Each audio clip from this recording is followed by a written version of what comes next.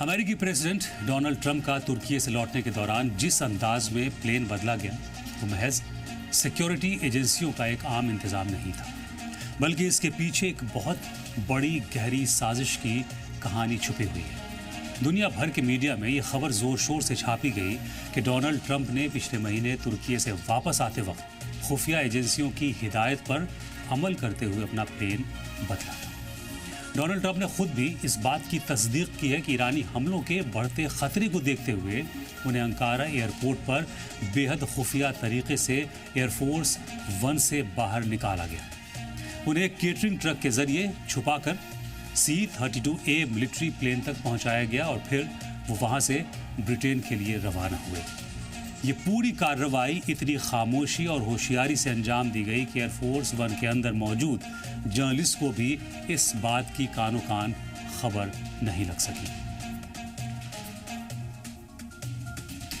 ये तो वो कहानी है जिसे पूरी दुनिया के सामने पेश किया जा रहा है, जिसे देखकर हर कोई यही समझ रहा है कि ईरान पर हाल में डोनाल्ड ट्रंप का असैसिनेशन यानी कत्ल करने की साजिश रच रहा है।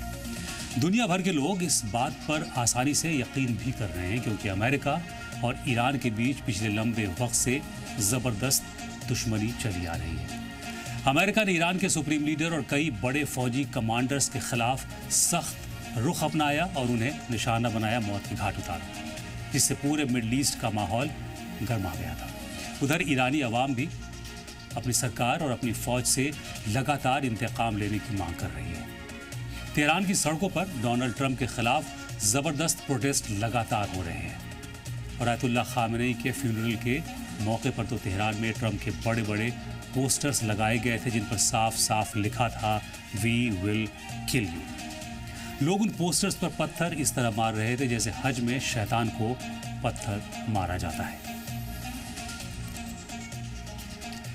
लेकिन क्या इस पूरी दास्तान का सच सिर्फ इतना ही है या फिर इसका कोई ऐसा दूसरा पहलू, दूसरा सिरा भी है जिसे दुनिया से छुपाने की पूरी कोशिश की जा रही है? आज हम उस छुपे हुए पहलू और उसी रुख को पूरी तरह से डिकोड करने की कोशिश करेंगे। अगर इस पूरे सियासी साजिश को गहराई से समझा जाए तो ये साफ नजर आता है कि डोनाल्ड ट्रंप को ईरान की सीधी धमकियों से ज्यादा अपने ही पुराने और सबसे करीबी साथी इजराइल से बड़ा खतरा है। इसकी सबसे बड़ी वजह यह है कि अब डोनाल्ड ट्रंप और नेतन्याहू की राहें एक दूसरे से बिल्कुल अलग हो रही हैं। अमेरिका और इजराइल के बीच दहाइयों पुराना वो भरोसा अब टूटता हुआ दिखाई दे रहा है, जो हमेशा से अमेरिकी फॉरेन पॉलिसी का अहम हिस्सा रहा है। इजराइल के पीएम बेंजामिन नेतन्याहू पिछले कुछ वक्त से डोनाल्ड ट्रंप के बड़े बड़े फैसलों की लगातार नाफरमानी कर रहे हैं। नेतन्याहू ने उस इस्लामाबाद समझौते को मानने से साफ इनकार कर दिया जिसे ट्रंप मिडल ईस्ट में अमन के लिए आगे बढ़ा रहे हैं। इसके साथ ही इजराइल ने सऊदी अरब को दिए जाने वाले न्यूक्लियर रिएक्टर की भी पुरजोर मुखालिफत की, क्योंकि इजराइल कभी नहीं चाहता कि अरब दुनिया का कोई भी मुल्क न्यूक्लियर पावर बनने के सिमत में एक कदम भी आगे बढ़ाए। इसके अलावा गजा में अमन बहाल करने के लिए ट्रंप गजा पीस प्लान लेकर आए। नेतन्याहू ने इस पीस प्लान को भी सिरे से खारिज कर दिया और अपनी खुली मनमानी जारी रखी। इतना ही नहीं, बेंजामिन नेतन्याहू हाल ही में डोनाल्ड ट्रंप को एक बार फिर से ईरान पर बड़ा फौजी हमला करने के लिए मनाने और कन्विंस करने के मकसद से अमेरिका के दौरे पर गए थे। नेतन्याहू चाहते थे कि अमेरिका अपनी पूरी ताकत का इस्तेमाल करके ईरान के न्यूक्लियर ठिकानों को पूरी तरह बर्बाद कर दे। लेकिन इस बार नेतन्याहू को अमेरिकी दौरे से वैसा नतीजा हासिल नहीं हुआ जैसा कि उन्हें फरवरी के दौरे के बाद ईरान के ऊपर हमले की शक्ल में मिला था।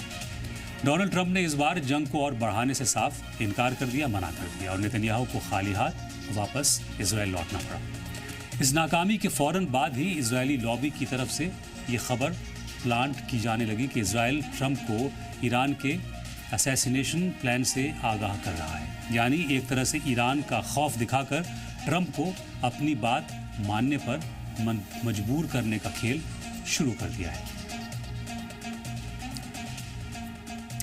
इस पूरे माहौल में ट्रंप को अमेरिका के अंदर मौजूद पावरफुल डीप स्टेट और इजरायली लॉबी का खौफ भी दिखाया जा रहा है।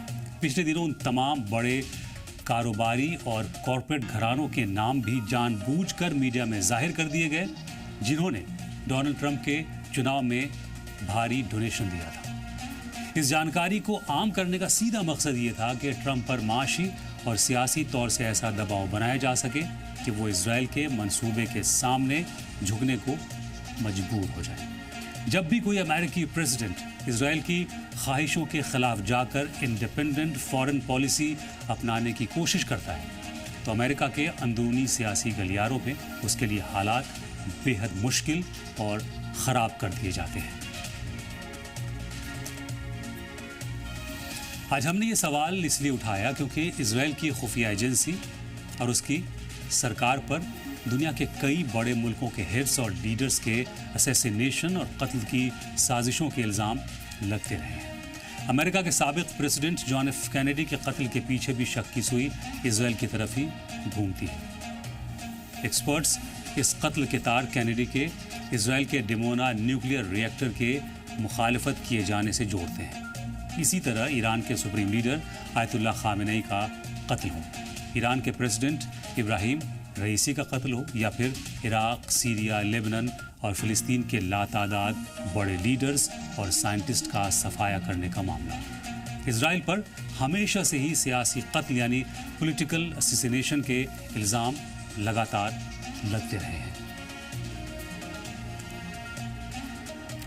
ईरान के अंदर अवाम भले ही अपनी सरकार से इंतकाम की मांग कर रही हो और तेहरान में ट्रंप के खिलाफ पोस्टर लगाकर वी विल किल यू के नारे लगा रही है, लेकिन ज़मीनी हकीकत कुछ और ही बयान करती है। ईरान इस वक्त खुद बेहद संगीन इकोनॉमिक क्राइसिस, जंग, सैंक्शंस और रियाल की गिरती वैल्यू से जूझ रहा है। ऐसे में ईरान के लिए सीधे तौर पर अमेरिकी प्रेसिडेंट के कत्ल करने जैसा कदम उठाना अपनी ही तबाही को दावत देने जैसा होगा। इसलिए ये कहना गलत नहीं होगा कि तेहरान की सड़कों पर दिख रहा गुस्सा सिर्फ एक सियासी बयानबाजी तक ही महदूद है, जबकि असल खतरा उन खुफिया साजिशों से है जो दोस्त बनकर दगाबाजी के साए में रची जा रही है। जिस तेजी से अमेरिका और इजराइल के बीच दूरियां बढ़ रही हैं और दरार चौड़ी हो रही है, उससे ये बात पूरी तरह से साफ हो जाती है कि डोनाल्ड ट्रंप अब बेंजामिन नेतन्याहू की हर बात को आंख बंद करके मानने के मूड में नहीं है। आपको याद होगा कि पिछले दिनों जब ट्रंप और नेतन्याहू की मुलाकात होने वाली थी तो ठीक उससे पहले ट्रंप से मीडिया ने पूछा था कि क्या नेतन्याहू आपको ईरान के खुफिया न्यूक्लियर साइट्स का पता बताने के लिए आए हैं? तो ट्रंप ने तबाक से कहा था कि अमेरिका को सब पता है कि ईरान में कहाँ क्या चल रहा है, किसी को बताने की ज़रूरत नहीं है। ट्रंप ने आगे कहा था कि मैं जानता हूं कि वो अमेरिका इसलिए आ रहे हैं ताकि हम फिर से ईरान पर बड़ा हमला करें।